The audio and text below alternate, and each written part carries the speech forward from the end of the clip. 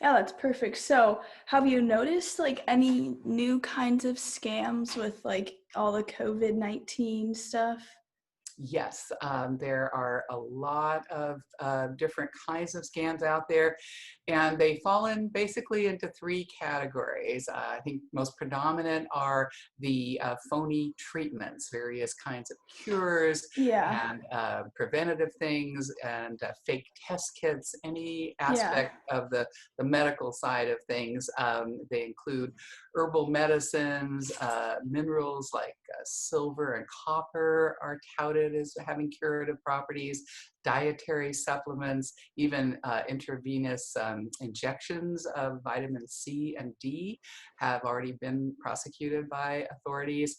The various things that either uh, prevent it through boosting one's immune system, or they are advertised as, they don't really work, but they're Yeah. advertised as curing or treating COVID. And what all of these promised treatments have in common that the FTC has gone after are that there's no scientific evidence that they work. It's all a Um, placebo for curing yeah, COVID. Yes. exactly. It Yeah. makes people And feel people are that they're desperate. doing something exactly. Yeah.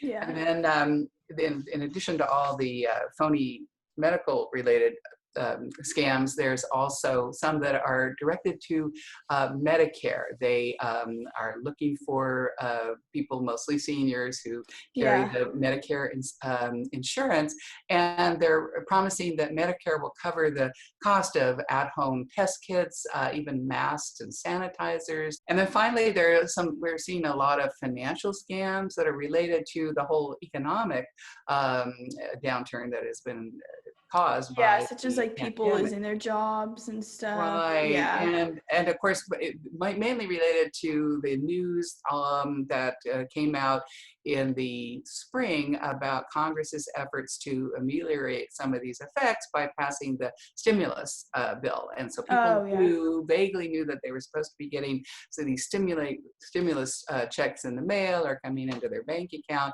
And so the calls and the emails started that were reportedly from the IRS and other government agencies, telling them that they needed to get their bank account information in order to send them the stimulus check or get other personal information Mhm. from them. So that's well, a lot of identity theft occurred Yeah. in that particular category. So we see lots of different scams, but generally falling into those categories. That's so awful. I just don't understand that. Like people at the worst times, they're taking advantage of like vulnerable people. Exactly, and in Yeah. fact, that is when the con artists are really active because they know that they've got a really vulnerable population, as you said. Yeah. Who do you think like which I guess like category of people do you think is most vulnerable to it? Like do you think like millennials are like desperate and are looking for help and are just believing whatever they see on Instagram or their internet or whatever? Or do you think like the older crowd is just not um in with all the new like technology and what reading the correct stuff on the internet. So who do you think is most vulnerable? Yeah, I think right now we don't have real data yet, Yeah. but going on data that we do have from the past, the FTC collects this kind of data and has closely studied in the past and came out with some surprising results a couple of years ago that showed that that seniors, although they were um, perceived to be the more vulnerable Mhm. category to a lot of scams, were actually less likely to be taken in by a lot of these than millennials, as you said, or younger people. I think it was up to age 29 Mhm. were the most frequently found to have been victimized by various scams of all kinds. But the per person loss, monetary loss, was quite a bit more with seniors.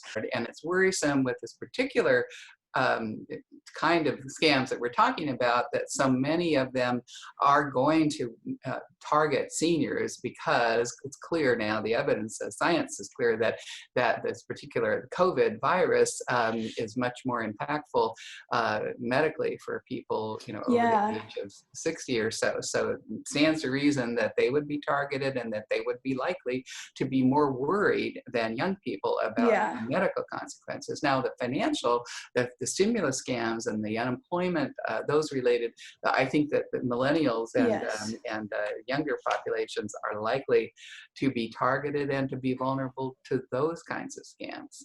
Yeah.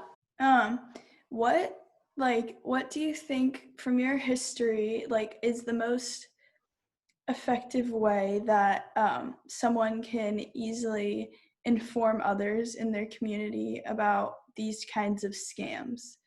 Is it through the media, or what do you think?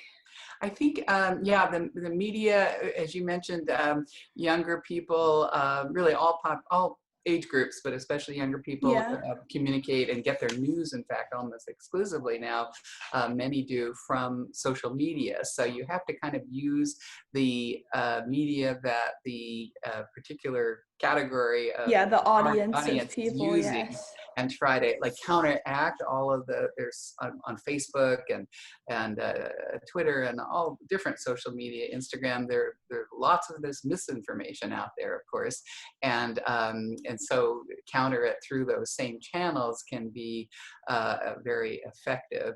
But what we tried to do is we have a whole program that is online on the FTC website that is all about. It's called Pass It On, Mhm. to try to get as much as we can to seniors, and then say, tell your neighbor, tell Yeah. your relatives. I found Mhm. that's been quite effective. Yeah, I think that's great because, yes, it just everything varies with the different age groups and stuff, what ways you can easily reach out um, to them.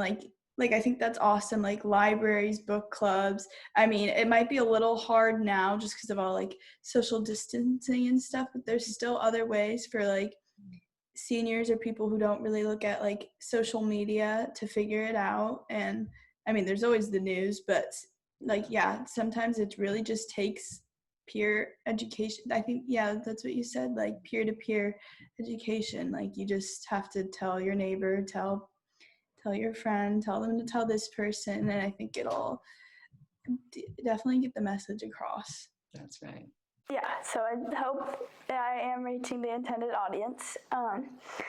But yeah, thank you again. So I think you're very well educated, and I think you answered every question amazing. And I appreciate you taking the time out of your day to meet with me over Zoom and stuff. And I just hope that no one you know gets scammed. I hope that both you and I can educate people and just peer-to-peer stuff. And yeah, that